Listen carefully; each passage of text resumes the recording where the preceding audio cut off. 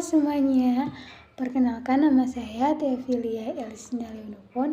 Di saat ini saya sedang mengerjakan soal UTS IPS. Kita akan masuk pada soal yang pertama. Menurut Anda, apa hakikat dan tujuan utama pembelajaran IPS di sekolah dasar?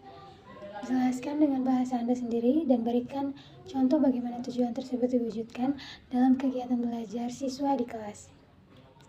Jawabannya, hakikat dan tujuan utama pembelajaran IPS di SD adalah mengenal pendidikan dan mengenal peserta didik pada kehidupan sosial dan lingkungan sekitar secara menyeluruh. Pembelajaran IPS bertujuan untuk membantu siswa berinteraksi dalam memahami manusia dengan lingkungan sosial dan alamnya agar mereka menjadi warga yang sadar, sosial, toleran, dan bertanggung jawab.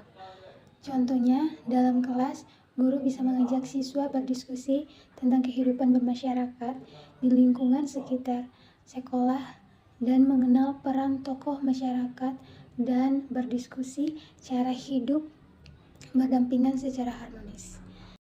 Pada soal yang kedua, jelaskan ruang lingkup materi IPS di SD serta peran dan fungsi mata pelajaran ini dalam membantu siswa memahami lingkungan sosialnya. Berikan contoh yang konkret yang bisa dilakukan guru untuk menumbuhkan kesadaran sosial siswa. Ruang lingkup materi IPS di SD mencakup kehidupan manusia dalam konteks sosial, geografi, sejarah, ekonomi sehari-hari yang dekat dengan pengalaman siswa. IPS membantu siswa memahami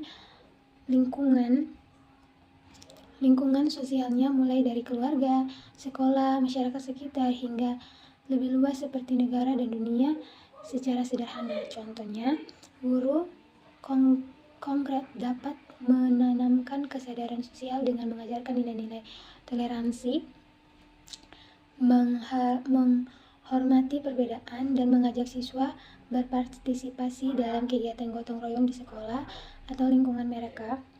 Pada soal yang kedua, jelaskan ruang lingkup materi IPS di SD serta peran dan fungsi mata pelajaran ini dalam membantu siswa memahami lingkungan sosialnya.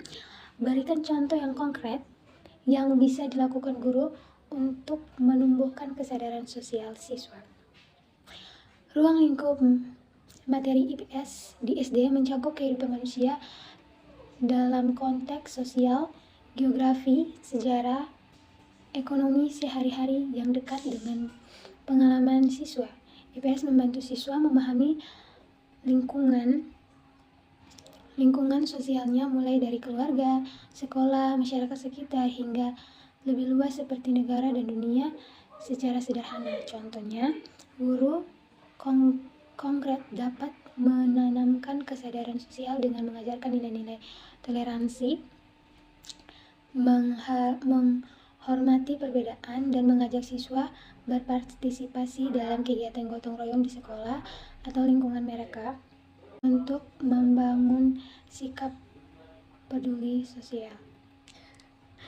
Kita masuk pada soal yang ketiga, bagaimana perkembangan kurikulum IPS di Indonesia dari masa ke masa mempengaruhi isi dan pendekatan pembelajaran IPS di SD. Jelaskan secara singkat perubahan yang paling menonjol hingga kurikulum merdeka saat ini.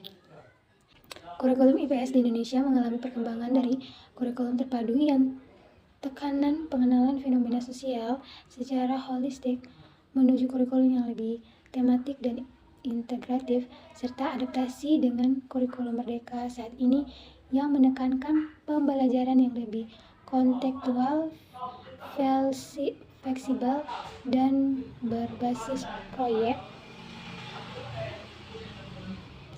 Perubahan yang paling menonjol adalah perubahan pendekatan pembelajaran dari hafalan ke pengembangan kompetensi sosial, pemahaman kontekstual, dan pengintegrasian